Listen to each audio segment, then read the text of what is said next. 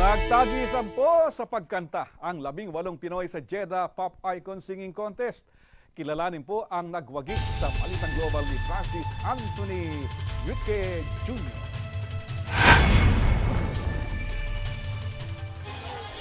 Nasyonalismo.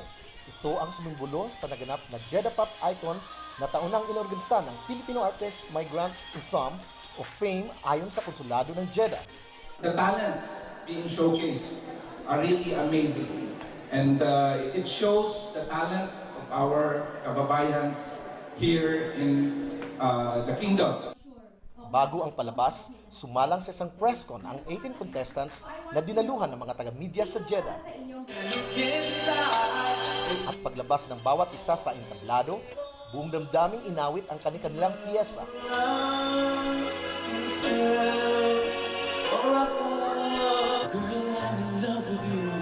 Ito na ang Season 4 ng naturang paligan ng FAME kung saan halos karamihan ng mga sumali sa taong ito ay mga baguhang talento.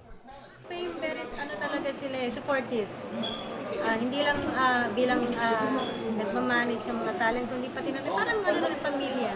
Ang lagi namang objective ng FAME is yung makapagbigay kami ng kasayahan sa mga tao. Unang-una yung talaga objective namin dito. Ikalawa is yung mag-boost yung talent ng aming mga contestant.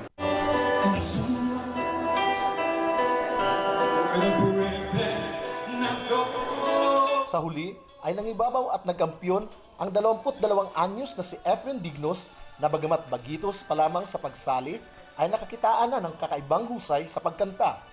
Hindi ko po nagsilip ngayon na nanalo po ko. Siyempre po ang inaasahan ko lang po, top 10 open ako. Kasi magagaling po sila lahat. Hindi may tatanggi na may talentong Pinoy na susulpot sa mang panig ng mundo na naghihintay lamang ng pagkakataong madiskubre. Francis Nueki Jr., ABS-CBN News, Jeddah, Saudi Arabia.